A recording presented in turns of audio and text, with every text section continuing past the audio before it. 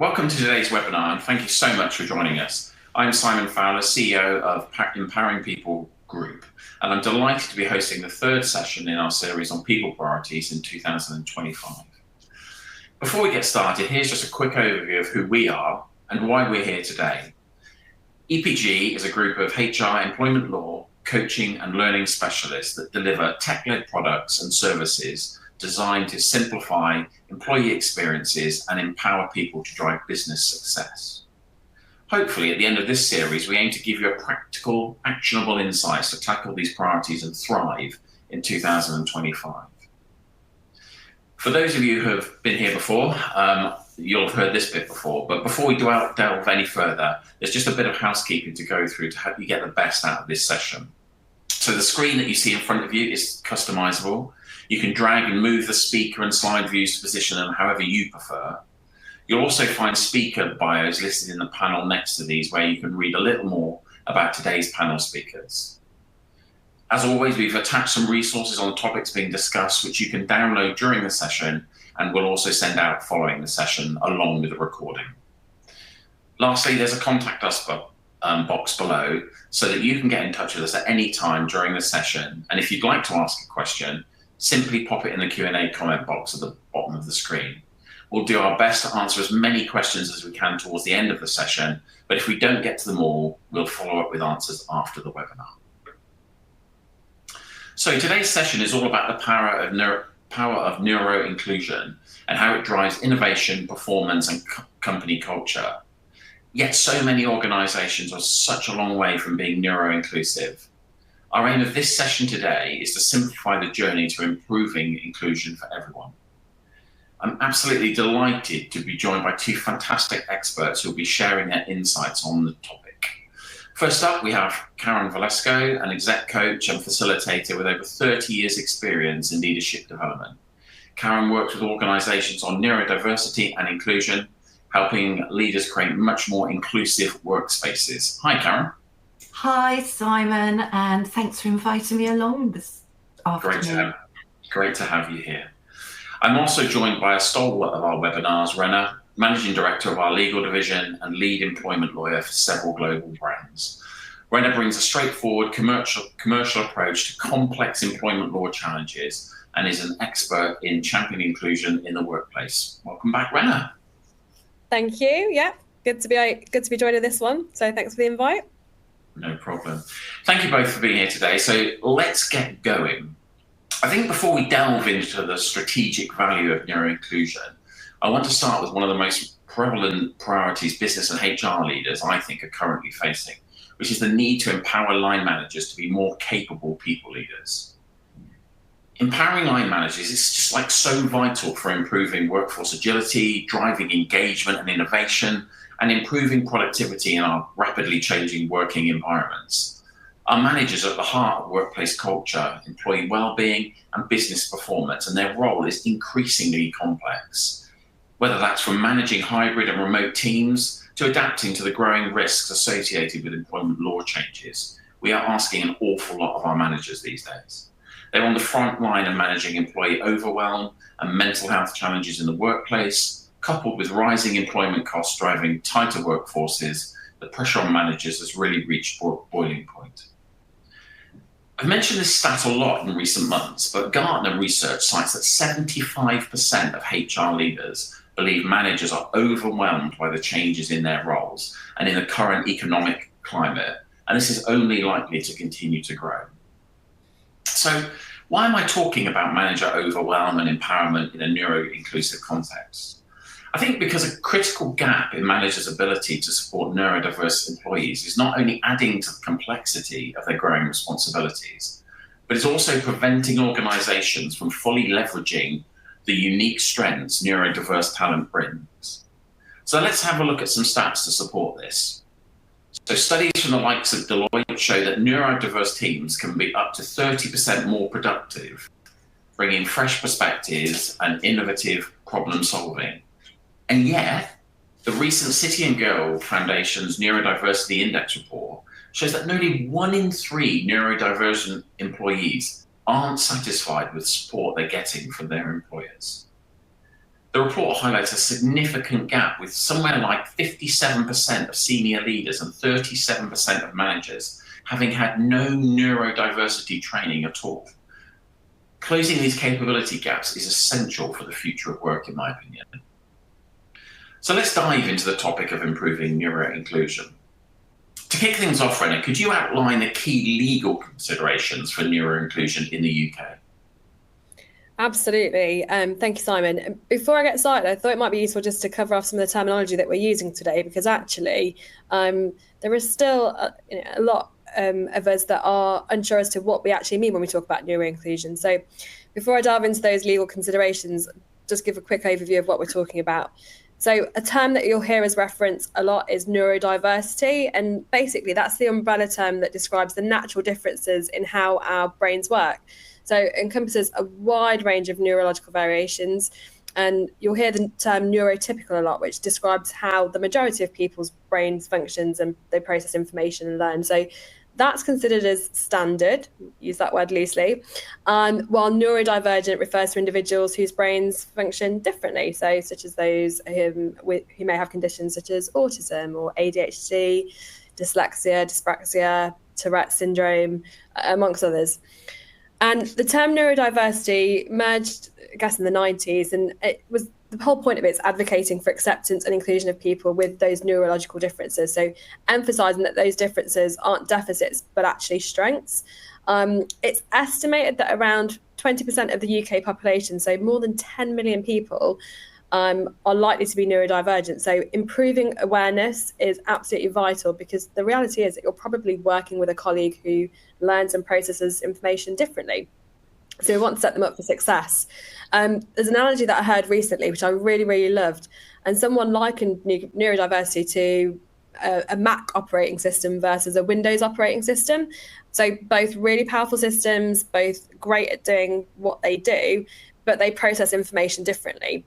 And actually, I think that's the best way of thinking about how neurodiversity works. So what do we mean by neuro-inclusion then?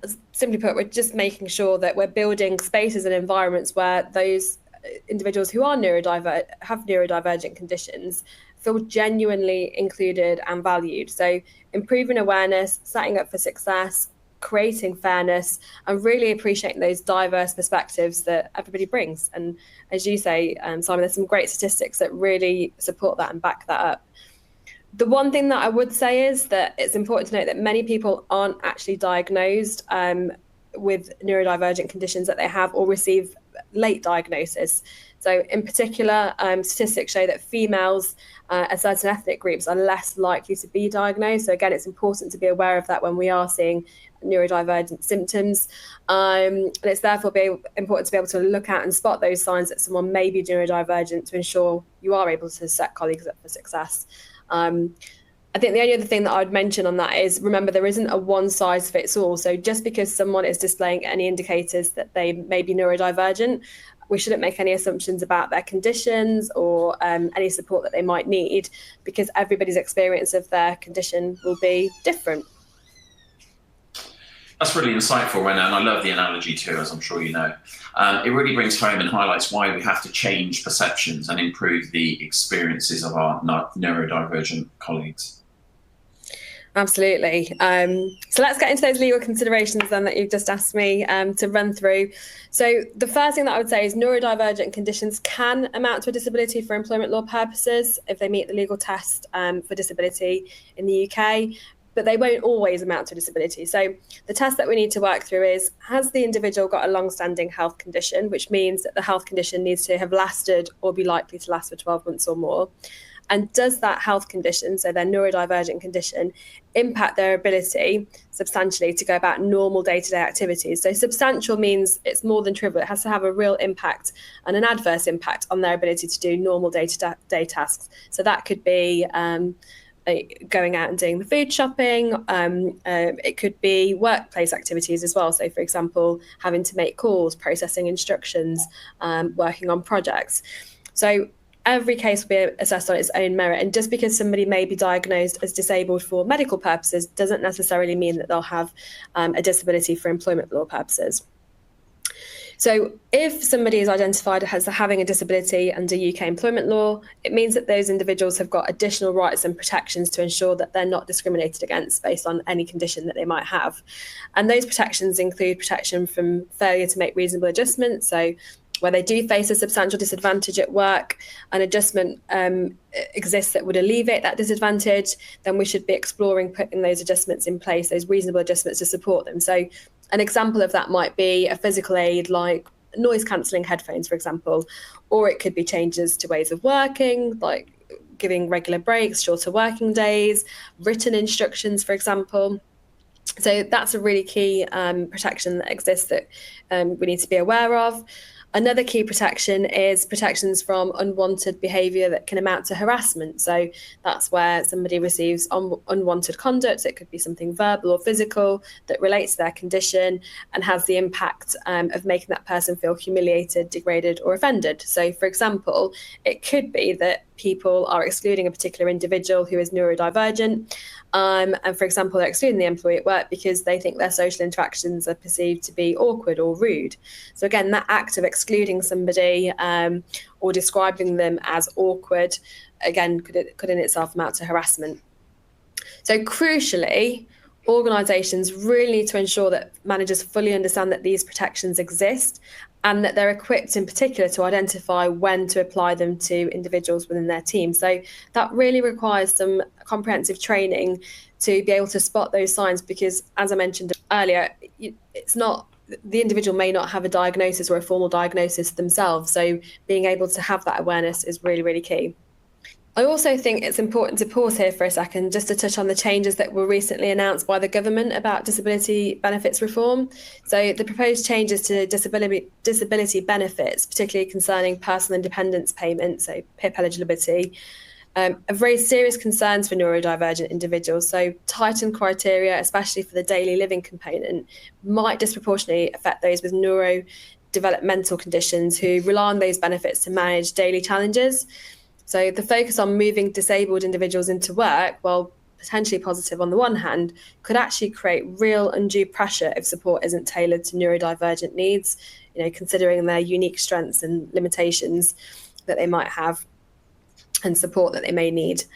So while there are some potentially positive aspects, such as expert panels advising on employment opportunities and the consideration of removing repeat assessments for unchanging conditions, actually the overall impact remains uncertain still. The key is going to be how these changes are implemented, and it's crucial for the government to engage closely with neurodivergent individuals and advocacy groups to ensure that those policies really do reflect the needs and avoid exacerbating existing inequalities that may already exist. So the potential consequences or negative consequences, especially concerning access to essential support, highlights that we really need careful consideration and inclusive implementation.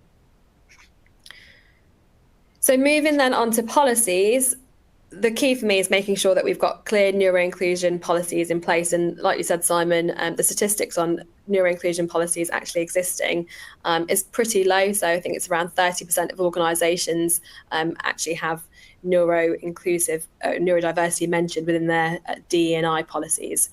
So policies that you may want to expressly put in place, in particular, is having a clear equal opportunities policy, setting out exactly how you'll support individuals to overcome any disadvantages that they might face, and also clearly setting out expectations in terms of how to access support and how you'll ensure that every aspect of the employment law journey, those equal opportunities are maintained, along with anti-bullying and harassment policies, clear absence management policies, again, to support individuals who may be more prone to absence because of their neurodivergent condition, and also how to access support through problem solving, such as grievance procedures, where individuals experience something that falls short of the behaviour and the standards that you'd expect, and even IT accessibility. As with any policy, these should be reviewed regularly and updated to reflect best practices and legal changes and communicated effectively across the organisation. So that bit is really, really key, making sure that all individuals at every level, not just managers, but understand standards that you expect, how to comply with your policies, and also embedding that learning through workshops and one-on-one discussions as well. So I think that's how we really create a workplace that truly embraces neuro-inclusion and supports everybody to feel valued at work. The other thing that I'd mention just briefly here is just remembering to prioritise confidentiality. So again, individuals may be really concerned about raising their concerns or raising their conditions, around other colleagues, their peers, or even to their manager. So they might worry about the impact on their role, the stigma that might be attached. So for example, if they're taking medication to manage their symptoms. So it's really important that where we have got sensitive personal data around somebody's health condition, that we're compliant with the laws on data protection in the usual way, but also just maintaining any discussions as private. So don't discuss their condition with anybody else, even if you think it might be useful for others to understand that they are neurodivergent. It's just not appropriate to share that without their permission. So it might be appropriate, though, to agree on what's communicated to ensure that the rest of the team has an awareness and understanding of neurodiversity more generally, to try and prevent any discrimination from arising and to ensure that colleagues aren't singled out. And consider with neurodivergent team members whether they'd like to share with the wider team their condition, but that should be completely up to them and for them to guide that conversation. So although it's not a legal consideration, it is pertinent to consider those individuals who may be diagnosed later in life or may be processing a recent diagnosis, and ensure that you're checking in with them regularly to see how they're coping and the support that they might need. Thanks, Rena. Yeah, I mean, that stat about 30% of ED&I policies not referencing neurodiversity in this day and age seems absolutely amazing to me, but there we go. So Karen, over to you now. Can you tell us more about the practical steps organisations can take to attract and retain more neurodiverse talent? Thanks, Simon. Yes, of course. And I think it's important to note here that according to the Office of National Statistics, only 22% of autistic adults are employed, which is the lowest employment rate of any disabled group. Now, that's a pretty shocking statistic, I think you'll agree. And when you consider that 76% of UK organisations face significant skills shortages, according to a recent Manpower survey, it really highlights the urgent need to tap into underrepresented talent pools, such as neurodivergent people. We also know there's a growing recognition of the distinct advantages that neurodivergent people possess, and that those may be really well aligned with specialised roles, such as intelligence, technology development, where their exceptional cognitive skills are increasingly sought after. And in fact, although I can't validate the actual statistic here due to the sensitive nature of it, anecdotally, an intelligence agency recently shared that 50% of spies are neurodivergent because of the unique skills they bring. And a director from GCHQ has been quoted saying that the agency has 3 times the national average of dyslexic people in its apprenticeship.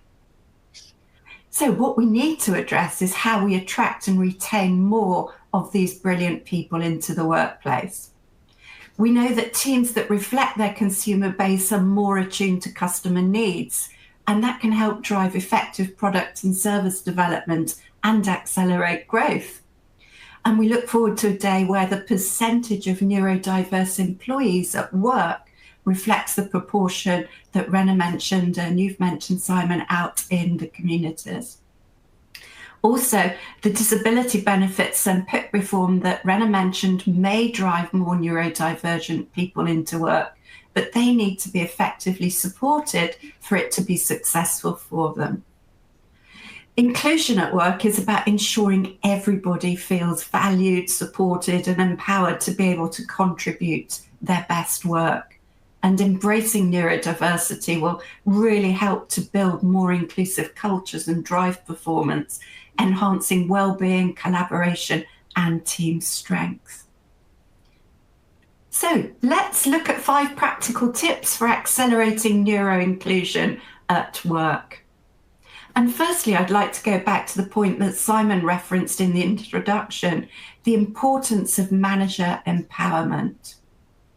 And when we consider the statistic that says 37% of managers have no neurodiversity training, it really does demonstrate an urgent need for improvement in education and awareness. Educating and empowering managers to build more inclusive environments plays a critical role in driving that change. And to empower managers, organisations need to provide tailored training, access to resources that support them in making those informed decisions about reasonable adjustments and how to engage and support neurodivergent employees. We all know that diverse teams bring fresh perspectives, innovative solutions, and improved performance. So improving awareness of the strengths that neurodivergent individuals bring, which could include things like visual thinking, pattern recognition, creative problem solving, can really help managers identify where their skills might be best used. And it's not just about educating managers, it's also about empowering them to build closer, more supportive relationships with their team members so that individuals are more likely to feel confident to disclose a diagnosis or discuss any challenges they may be facing without fear of reprisal. As a society, we're now much more familiar with terms like masking, where people learn to hide traits of their neurodivergence to fit in to a more neurotypical workplace. This can add incredible stress and pressure for a neurodivergent person. Therefore, creating cultures where everyone is comfortable to be themselves at work is so important for the mental well-being of everyone. And that feeds into another essential point, adjusting recruitment and onboarding processes. How many times have we heard hiring managers say, they didn't make eye contact, so they seemed disinterested? Well, this overlooks that for some neurodiverse individuals, eye contact can be uncomfortable or overwhelming, and it's not a sign of disinterest. Or they didn't perform well in the timed assessment. Timed assessments can be highly stressful for some people, impacting their performance regardless of their technical abilities.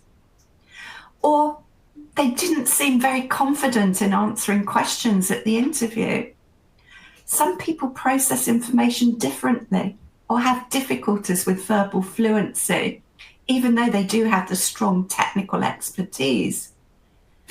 There's also an issue with hypothetical questions for some neurodivergent individuals, making it challenging for them to answer certain what if you were in this situation type questions that are typical in interviews. Unconscious bias like these examples disadvantages neurodivergent applicants.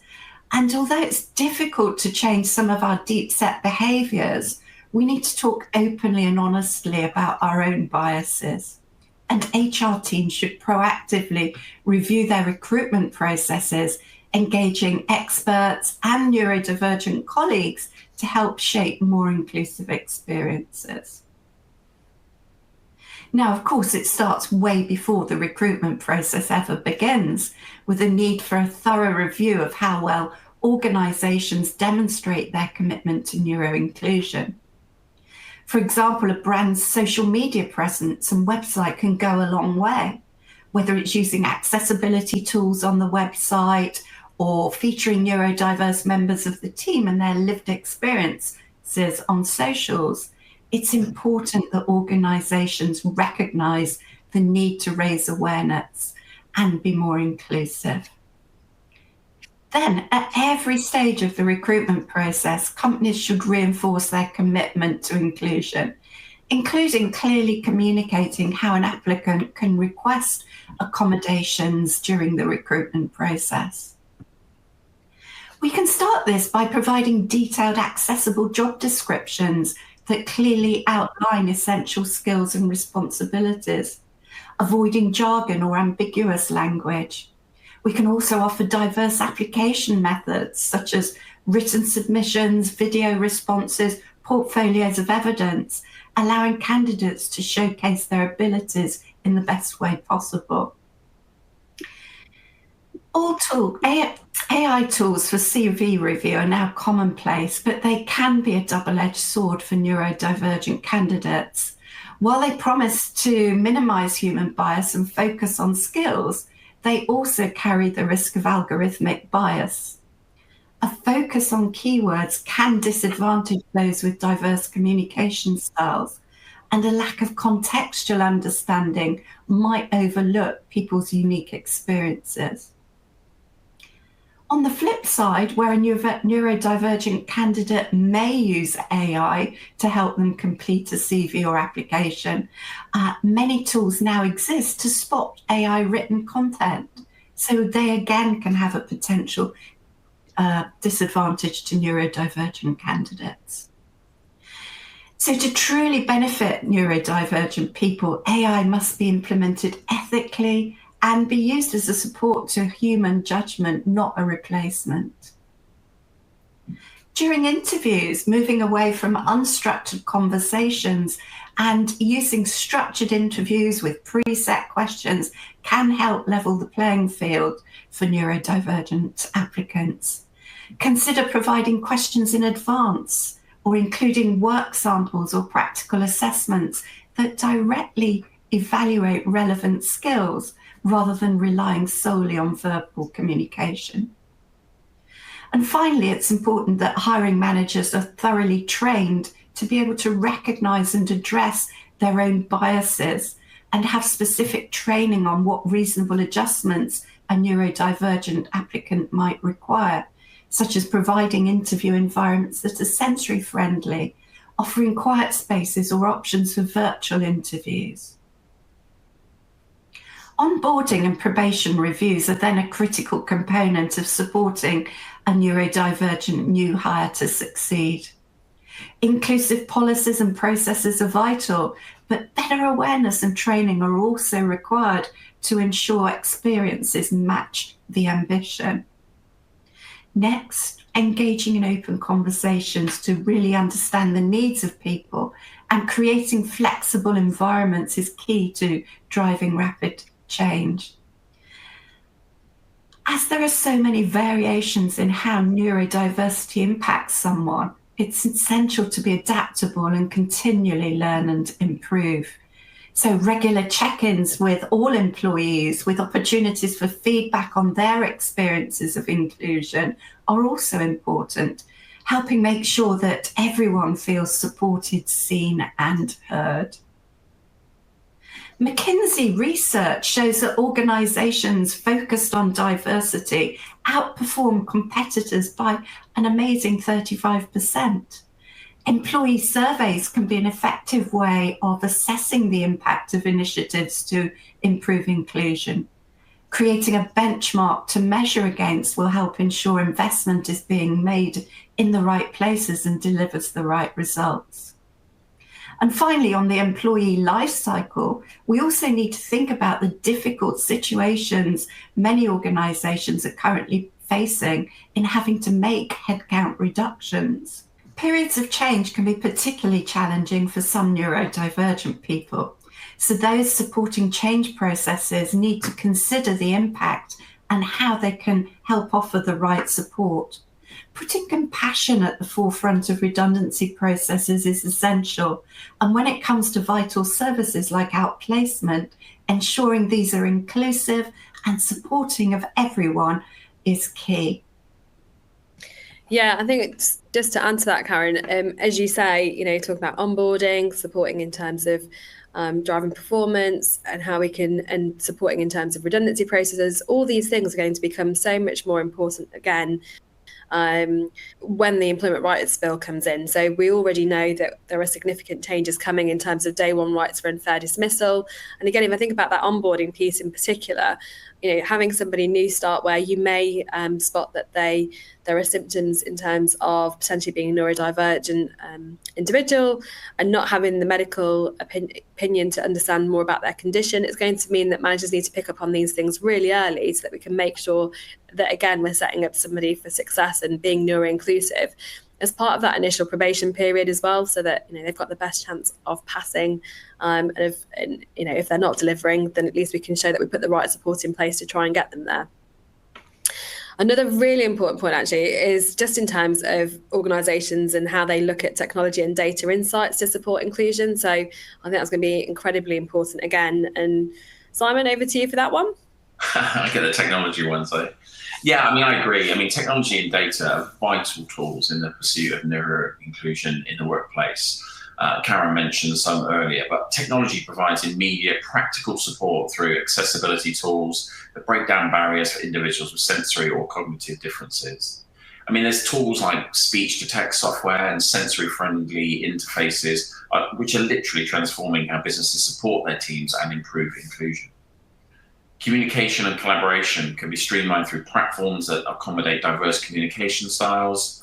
Personalized learning and sensory regulation apps cater to really individual needs.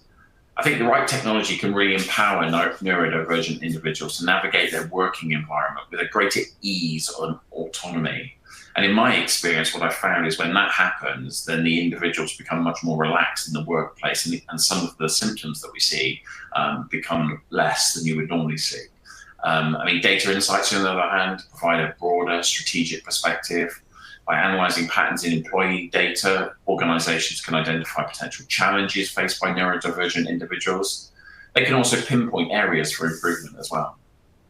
As always, a data-driven approach allows for the measurement of the effectiveness of interventions, from reasonable adjustments to training programmes, demonstrating the real tangible impact of neuro-inclusion efforts. For me, I think data informs policy and processes. It enables organisations to make evidence-based decisions that really address specific needs and help build a truly inclusive environment. I think the synergy between technology and data insight supports improvements that can accelerate more inclusive workplace environments. And I'd like to take that point on data and insight and delve a little further into that. As many of you will know, I'm passionate about putting technology to work in improved ways of working and drive inclusion. And there's one area within HR which is often overlooked when it comes to supporting these employee relations transformations. So no, I'm not just banging this drum because we offer an innovative tech solution in our Empower product, but because I see firsthand how digitally transforming employee relations delivers huge value. So by capturing and managing ER data in a fit-for-purpose tool, HR can gain the visibility of actual insights that support data-driven decisions. By effectively analysing trends and insights within ER data, HR can identify the root cause of challenges faced by neurodivergent employees. By analysing performance metrics and grievances through a neurodiverse talent lens, organisations can proactively address issues and improve experiences for every employee. Whether it's adjusting communication strategies or modifying work environments, this method provides organisations with the data to respond effectively. If I think about it, I can share an example from within our client base which demonstrates the value of this. A client shared that they had a team where probation extensions were higher than the company benchmark. Using insights from the Empower MI overlaid with disability and employee feedback data, it was identified there was a manager capability gap. The team had a number of autistic new hires, and the hiring manager was not adequately trained to get the best from these team members.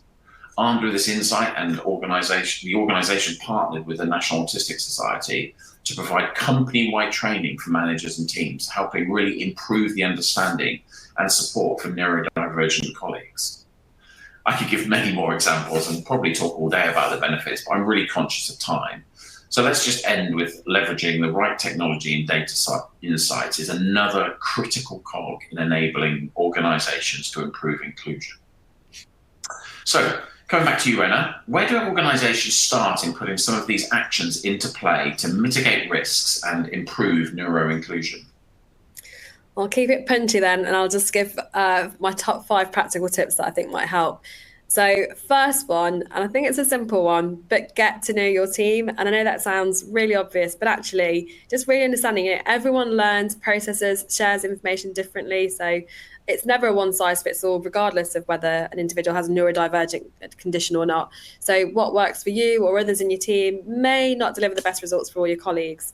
So really getting to know how they work is important. And next, forget what you think about, about a certain neurodivergent condition. So again, I think there's some common assumptions or stereotypes that may exist, but someone's experience of a neurodivergent condition is going to be unique to them. So you can't assume what someone's talents or challenges may be.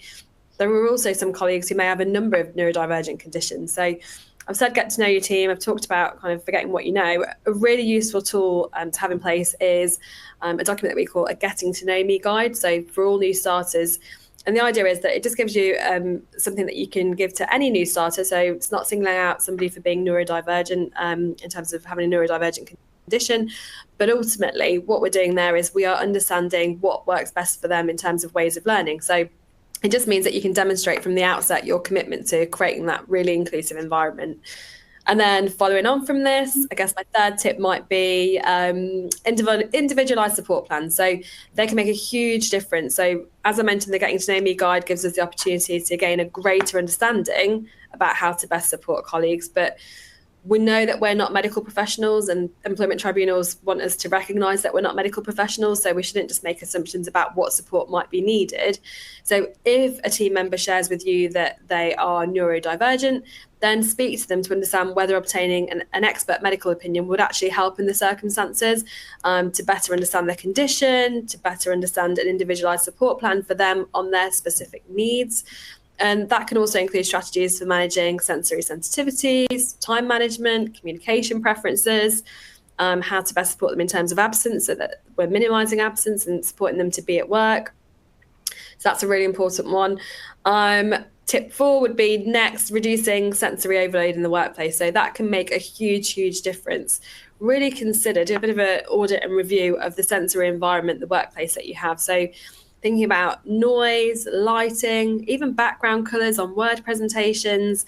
There are so many aspects to getting the right environment. So understanding triggers and allowing for sensory breaks when necessary.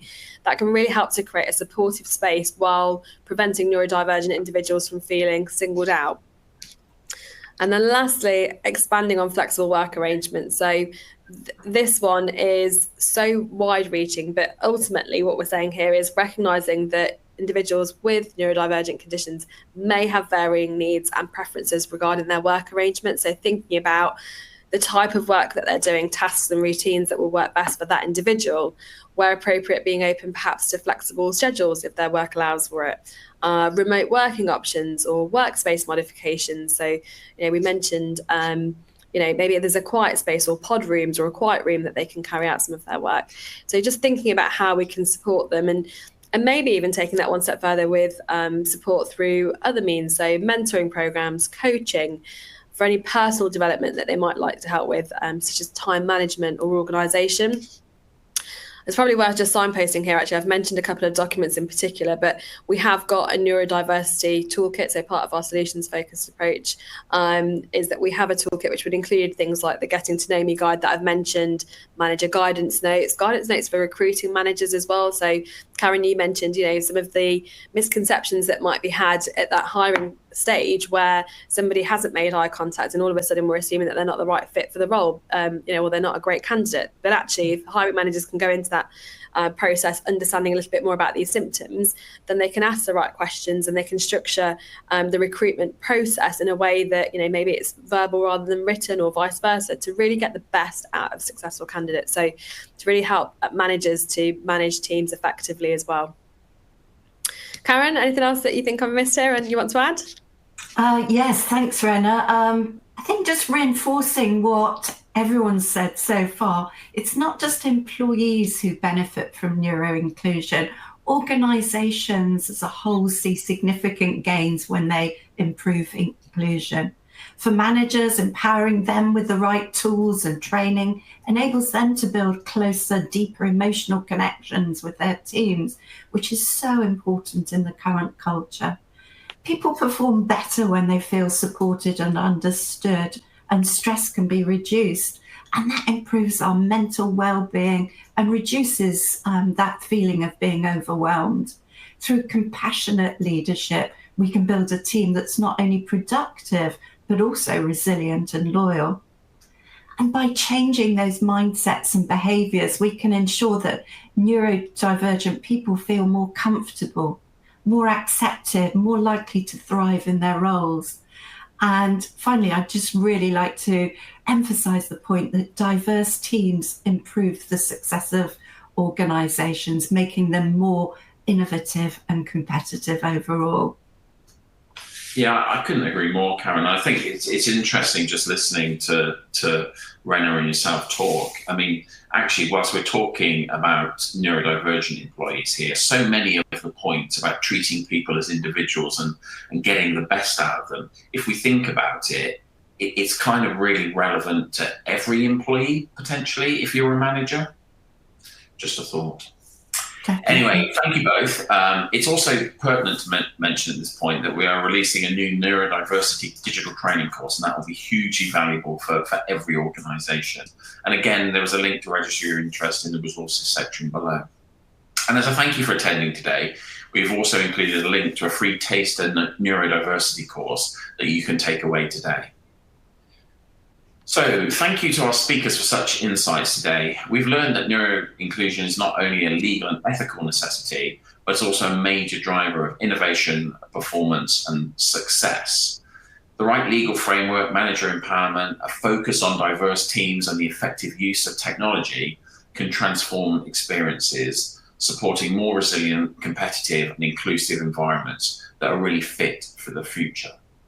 So I think we've covered everything that we plan to cover today. So let's have a look at some questions that have come through while we've been talking. So if I just grab the first one, you mentioned that a person may not have a diagnosis, but is displaying traits that suggest they may require accommodations.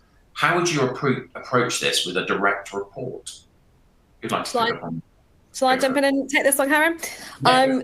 Yeah, so I think this is going to be a common scenario, actually, where we can see that an individual is displaying traits, but we don't have a formal diagnosis. That they may have a formal diagnosis and have not shared it with us, or they may, which is probably more likely the case as well, also not be aware themselves.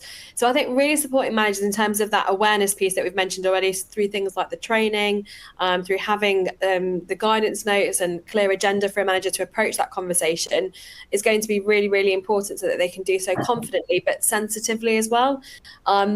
Fundamentally, we'd like to think we're all good human beings. So if we can see that somebody requires adjustments and accommodations in place to support them to perform in their role, then that's got to be a win-win situation for everybody.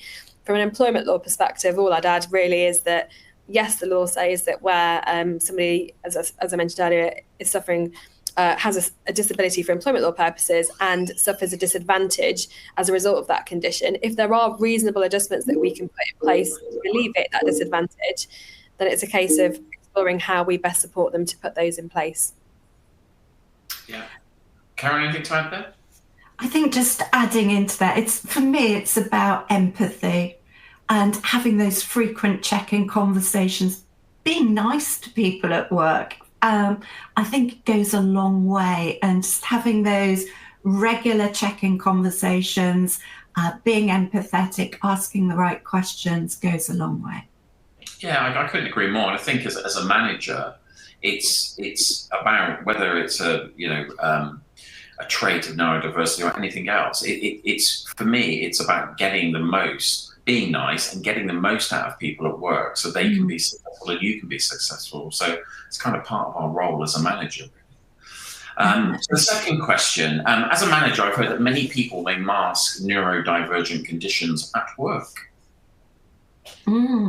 This is something I mentioned a bit earlier, and it's masking is where somebody with a neurodivergent condition feels the need to fit in that neurotypical world that we mentioned earlier. So masking is where they will behave in a way that makes them feel typical. And of course, that creates great stress.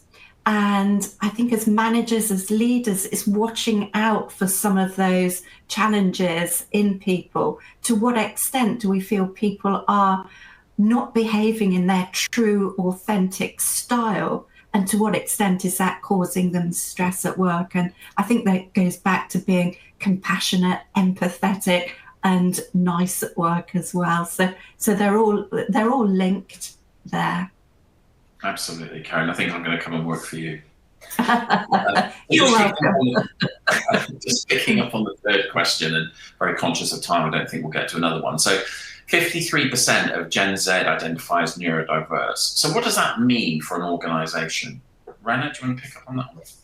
Yeah, I think coming back to the point around diagnosis being much stronger now than it was years ago, which means that actually as people are going through the education system, being diagnosed early means that actually individuals have got a much better understanding about what it is in terms of support that they need. And actually, again, comes back to this point about neuro-inclusion. So making it apparent on your website, in your hiring process, in offering individuals different ways of engaging with that hiring process is going to be really key. Having clear policies that they can see, whether it's on your website, for example, so that they can understand that this is a neuro-inclusive workplace and somewhere that they will thrive. I think that's going to be so important.